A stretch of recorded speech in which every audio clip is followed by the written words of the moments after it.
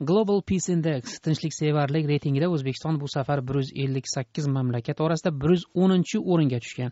Bu o'tgan yildagiga qaraganda 4 pog'ona pastdir. 2011-yilda O'zbekiston Global Peace Index reytingida 106-o'rinda edi.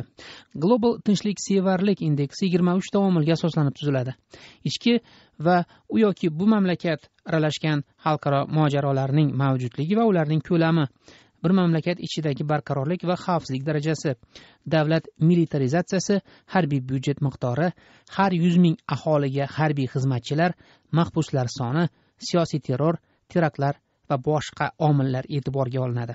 Markaziy Osiyo mamlakatlari orasida Tojikiston eng tinchlikparvar davlat sifatida ko'rilgan va bu mamlakat tinchliksevarlik reytingida 99-o'rindadir. Qozog'iston reytingda o'tgan yildagiga qaraganda 12 pog'ona pastlagan va 105-o'ringa tushgan. Turkmaniston esa global tinchliksevarlik reytingida 117-o'rindadir. Iqtisod va tinchlik instituti xulosasiga ko'ra, Markaziy Osiyo mamlakatlari orasida Qirg'iziston tinchliksevarlik bobida eng yomon ko'rsatkichga ega. Bu davlat global tinchliksevarlik reytingida 131-o'rindadir. Toshkentdagi ijtimoiy fikr markazi direktori o'rinbosari Marat Hoji Muhammadov Global Peace Index'da O'zbekistonga berilgan baho bilan qo'shila olmasligini aytadi. Толерантность, то есть предрасположенность к миру в отношениях межэтнических, межконфессиональных, межрасовых, она в самой природе нашего народа здесь заложена. Tinchliksevarlik, illatlararo tolerantlik, bu yerdagi xalqlar qon-qoniga singib ketgan-ku axir. Bu mamlakatda asrlardan beri xalqlar tinch totuv yashab kelmoqda-ku. Esimda bor, O'zbekistonga kelgan olimlardan biri agar tolerantlik bo'yicha jahon miqyosida mukofot ta'sis etilsa, shu mukofotni o'zbek xalqiga bergan bo'lar edim deb aytgan edi.